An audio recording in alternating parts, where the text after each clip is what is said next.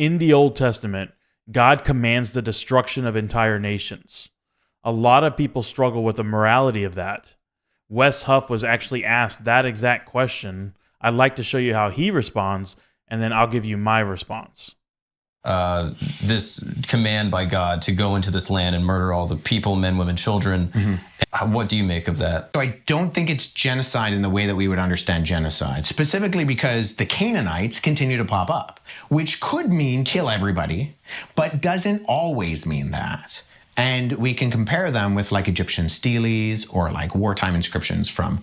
Does other hyperbole exist in the religious texts? It seems like people trying to skirt accountability. It really boils down to two interpretations. Wes Huff did a really great job of describing the first one, and that is that when God commanded that everyone be killed, it was a figurative command. And there's quite a bit of scriptural evidence to support that interpretation. For example, in Joshua chapter 10, verse 40, it says, "So Joshua conquered all the land. He left none remaining, but utterly destroyed all that breathed." So here it's saying that Joshua literally killed everything that breathed.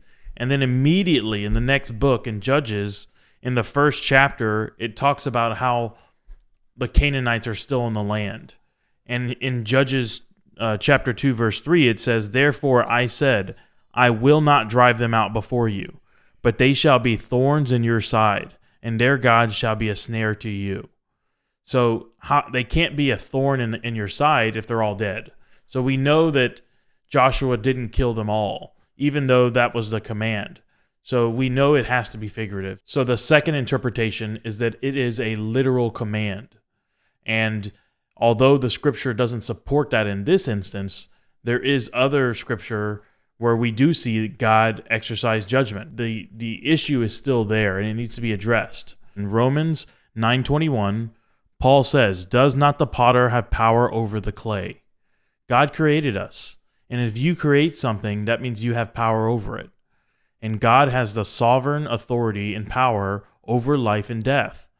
God decides how many days we get to live on earth. And it says so also in Psalm 139:16. "Your eyes saw my substance, being yet unformed. And in your book they all were written, the days fashioned for me, when as yet there were none." God has the authority over life and death. Do me a favor, like and subscribe for more content. If you disagree with me, knowing that God created life, by what standard would you use to say he can't take it?